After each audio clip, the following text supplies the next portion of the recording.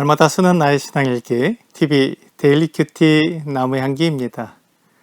오늘은 요한복음 1장 35절부터 42절을 묵상하겠습니다.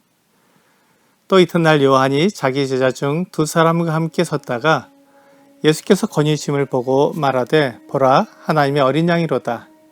두 제자가 그의 말을 듣고 예수를 따르거늘 예수께서 돌이켜 그 따르는 것을 보시고 물어 이르시되 무엇을 구하느냐 이르되 랍비여 어디 계시오니까 하니 랍비는 번역하면 선생이라. 예수께서 이르시되 와서 보라. 그러므로 그들이 가서 계신 데를 보고 그날 함께 거하니 때가 10시쯤 되었더라. 요한의 말을 듣고 예수를 따르는 두 사람 중에 하나는 시몬 베드로의 형제 안드레라. 그가 먼저 자기의 형제 시몬을 찾아 말하되 우리가 메시아를 만났다 하고 메시아는 번역하면 그리스도라. 데리고 예수께로 오니 예수께서 보시고 이르시되 내가 요한의 아들 시몬이니 장차 게바라 하리라 하시니라. 게바는 번역하면 베드로라. 요한은 자기 제자 두 사람과 함께 있었습니다. 그 당시의 제자들은 스승과 함께 지냈습니다. 스승의 말과 행동을 그대로 따르기 때문에 하루에 단 몇 시간만 함께 있는 것이 아니라 하루 종일 함께 지냅니다.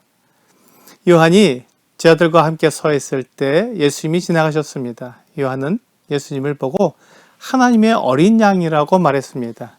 요한은 자신을 전하는 사람이 아니었습니다. 많은 선생들과 학자들이 자신이 얼마나 많이 알고 많은 능력이 있는지 자랑합니다. 하지만 세례 요한은 자신의 지식이나 자신의 능력을 전하기 위해 세례를 주는 것이 아니었습니다. 그는 그의 뒤에 오시는 그리스도를 전하기 위해 세례를 주고 있었습니다. 그래서 자신을 광야에서 외치는 자의 소리라고 소개했습니다. 자신은 단지 그리스도의 길을 준비하기 위해 사람들의 마음에 죄를 깨닫게 하고 그리스도의 말씀을 받아들일 수 있게 하는 것입니다. 그런 요한의 앞으로 예수님이 지나가셨습니다. 그러자 요한은 제자들에게 예수님을 가리켜 하나님의 어린 양이라고 말했습니다. 이 말을 들은 제자들은 요한이 전하는 참 그리스도, 하나님께로부터 오신 분을 따랐습니다. 그들은 지금까지 요한의 제자들이었지만 이제 예수님의 제자가 된 것입니다. 요한이 볼 때 이들의 변화는 매우 충격적이었을 것입니다. 하지만 요한은 제자들이 자기를 떠나서 예수님을 따를 때 그것을 시기하거나 잘못된 것이라고 말하지 않았습니다. 요한은 바로 그 일을 위해 지금 일하고 있기 때문입니다. 그는 예수님을 사람들에게 알리고 그분을 믿고 따르라고 전하는 것입니다. 그렇기 때문에 제자들이 자기를 떠나 예수님을 따르는 것을 기분 나빠하거나 손해라고 생각하지 않는 것입니다. 내가 어떤 사명으로 일을 하고 있는지 잊지 말아야 합니다. 성도들이 성경을 잘 알고 예수님을 닮도록 이 일을 하고 있다면 성도들이 여러 교사들에게 배우고 그들을 따를지라도 그것에 대해 마음 아파하거나 시기하지 않습니다. 세례 요한이 그런 자세를 가졌습니다. 그가 왜 세례를 주며 하나님께로 돌아오도록 사람들의 마음을 준비시키는지 알고 있었습니다. 사도행전 20장 24절은 내가 달려갈 길과 주 예수께 받은 사명 곧 하나님의 은혜의 복음을 증언하는 일을 마치려 하면은 나의 생명조차 조금 더 귀한 것으로 여기지 아니하노라 라고 말하면서 사도 바울도 자기에게 주어진 생명을 다해 이루어 있는 것을 보게 됩니다.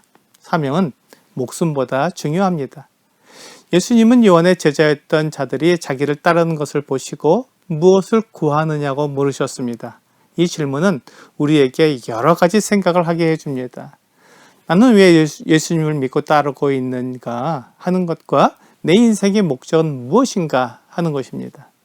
예수님은 이 두 제자에게 이 두 가지를 다 묻고 있었습니다. 왜 예수님을 따르느냐고 묻고 그들이 정말로 구하는 게 무엇이냐고 묻는 것입니다. 예수님은 하나님의 어린 양이시기 때문에 사람들을 위해 희생하실 계획으로 이 세상에 오신 하나님의 아들이십니다.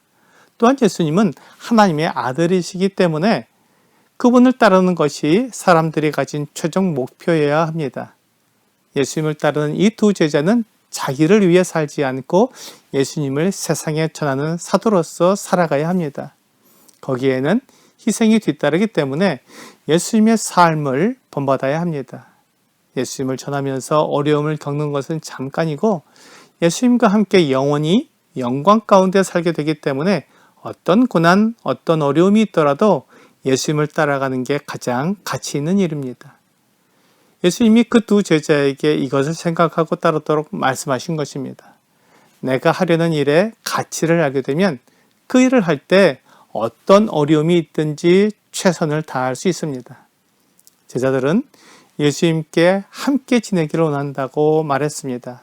예수님 제자들에게 와서 보라고 간단하게 말씀하셨습니다. 이후에 이 두 제자와 예수님은 매우 가까운 사이가 되었습니다. 그들이 희생을 각오하고 예수님이라는 가장 큰 가치에 자신의 삶을 투자했기 때문입니다. 그들이 예수님이 머물고 계신 곳에서 예수님이 어떤 분인지 경험하게 되었습니다. 그 제자 중에 한 사람이 베드로의 형제 안드레입니다. 안드레는 예수님이 누구신지 먼저 경험했습니다. 그리고 그런 확신 가운데 베드로를 찾아갔습니다.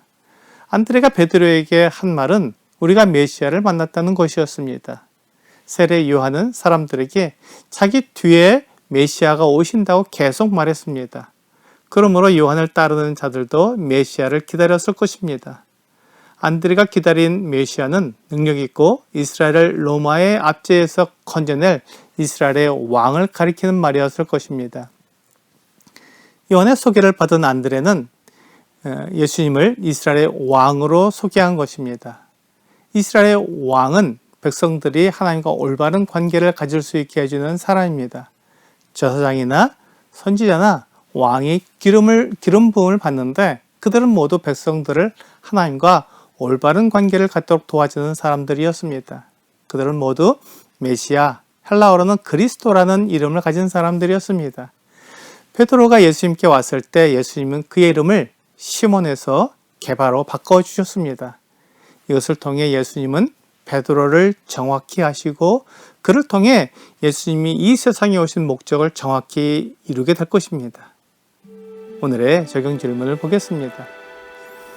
나는 무엇을 위해 성경을 가르치고 봉사합니까? 내가 성경을 가르치고 봉사하는 이유는 나를 자랑하기 위해서가 아닙니다. 내가 성경을 얼마나 잘 알고 있는지, 내가 섬김으로 사람들이 얼마나 하나님을 따라갈 수 있는지 자랑하기 위한 것이 아니라 예수님이 누구신지 알려주기 위해 성경을 가르치고 봉사해야 합니다. 오늘 요한은 자기 제자들에게 예수님을 소개하여 예수님의 제자가 되게 한 것처럼 나의 섬김을 통해 주님만이 영광을 받으시는 여러분과 제가 되기를 주 예수님의 이름으로 기도합니다.